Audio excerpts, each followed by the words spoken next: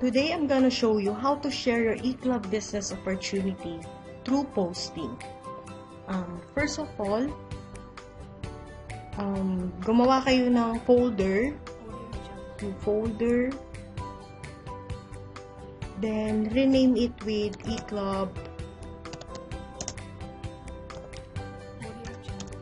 promotion tools. Okay. The use of this folder is lahat ng mga files, photos, proof of incomes is dapat nakasave din sa isang folder para kapag in case na kailangan yung magamit in promoting your business, madali nyo na ma-access. I highly suggest na isave yung folder sa desktop para mas mabilis mahanap. So,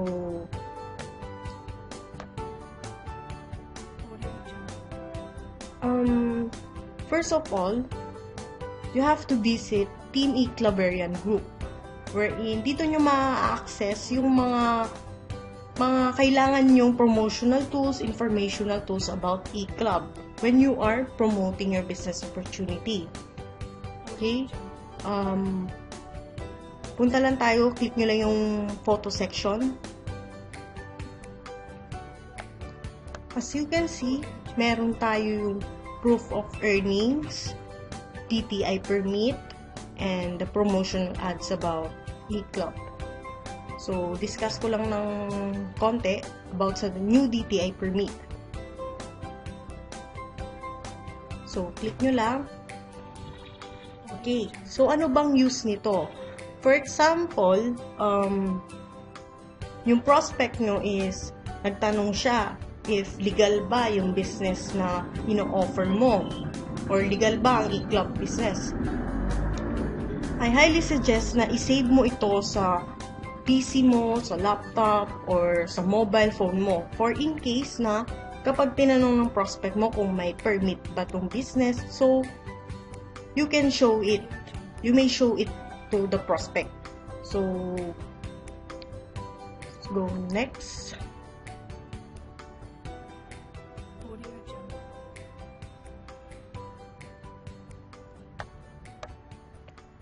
Proof of earnings or income. So, dalawang bagay lang ang sinusuportahan ng proof of earnings sa pagpo-promote mo ng business. First thing is, kapag yung prospect mo, tinanong niya kung may kumikita na ba sa business mo, you may show this proof of earnings para masatisfy yung prospect mo na totoong may kumikita dito sa eClub business opportunity. Second thing is, kapag nag-post ka sa Facebook account mo, sa groups, you can use this proof of earnings as an ads na pinapakita mo may kumikita talaga dito. So, chances is, mag-i-inquire sila kung paano kumita ng ganun gamit lang ang 40 pesos.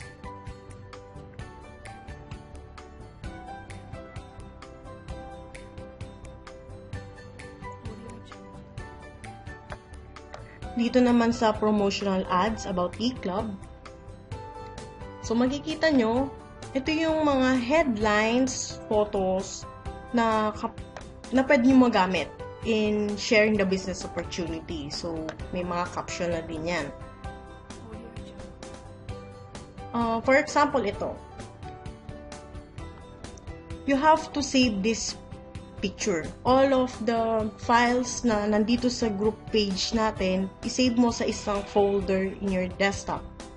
Kasi kapag halimbawa, may friend ka and hindi ka nakaharap sa PC or something, wala kang internet connection that time, kapag nakasave yung mga files mo, promotional tools, proof of income sa mobile mo o kung saan man, ma-access mo yun agad. At the same time, may maipapakita ka kapag in-introduce mo yung system, yung business system sa friend mo or kung sino man nag-i-inquire na prospect sa'yo. So, paano ba to? So, right-click mo lang yung photo, save image as. So, punta ka lang sa desktop, Then, hanapin mo lang yung folder na ginawa mo, which is, halimbawa, ito nga ginawa ko is eClub Promotional Tools. Click mo lang yan, then open, then save. Okay, so try natin na mag-post.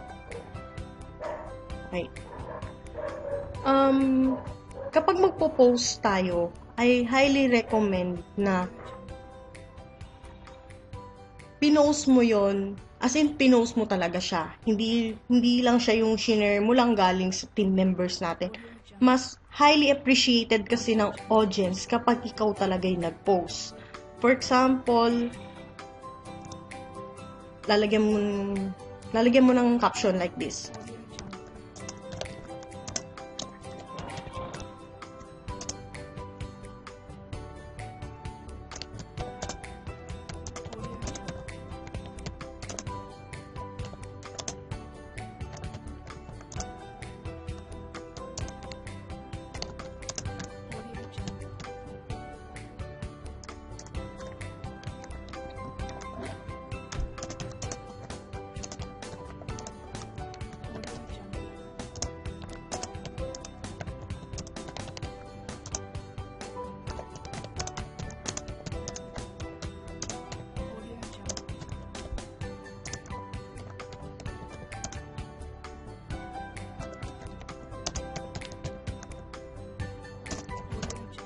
Okay, so may caption na.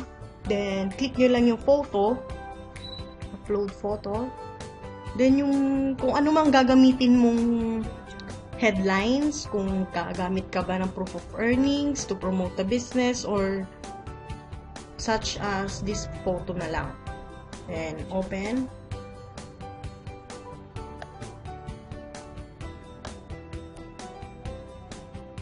Then, click mo lang yung post kapag okay na yung caption nung photo mo. So, as you can see, ikaw talaga yung nag-post nun. Hindi mo siya shinare by the post of other team members. Mas highly appreciated talaga yan kapag ikaw yung nag-post. So, ngayon, ang tanong mo sa sarili mo, ano yung mga pwede kong ilagay na caption dun sa mga headlines na pinopromote ko? Or headlines ng business opportunity ko. Kunwari, nilagyan ko ng proof of earnings. Anong ilalagay kong caption? So, back to the, sa group natin. Punta ka lang sa eCluberian Team group. Click mo lang yung files. Then, hanapin mo lang yung promotional scripts. Okay? Click preview. So, ito yung promotional scripts document. Preview. Okay. Ito yung mga promotional scripts na pwede mong magamit in promoting the business through posting. So, yan provided na dito sa team natin. So, ngayon, ang tanong ulit, paano kapag lahat na to nagamit mo? Paano nga ba? Well, ang sagot kasi dyan, kapag naintindihan mo yung business, nakita mo yung benefits na pwedeng maging positive outcome sa business mo or sa sarili mo, kung ano yung magagawa ng business sa'yo, you can create your own through experiences, through your vision about your business with you, diba? Kapag naintindihan mo kasi yung isang bagay, you can make your own caption as well. You can make your own promotional strategies on how to promote. So, nagawa ko tong promotional scripts na to because kung ano yung pagkakaintindi ko dun sa system or dun sa eClub, tsaka yung kasi kapag hindi mo binigyang halaga yung business mo, hindi ka makakagawa ng mga caption na tulad nito. Diba? Kapag hindi mo naiintindihan, kapag hindi ka naman seryoso or something na hindi mo na perceive yung pwedeng maging positive impact sa'yo ng business. So, kailangan talaga maintindihan mo yung business at the same time, ano yung magagawa ng business sa'yo na pwede mong i-share sa mga friends mo, sa mga Facebook friends mo. Kasi kapag nakikita nila na may positive impact yung business sa'yo, palagay mo ba hindi sila mag-i-inquire kung paano yun? Mag-i-inquire sila kasi nakikita nila through your status na may magandang impact sa'yo yung business. So, okay? I hope may mga natutunan kayo sa video na to. Good day and God bless.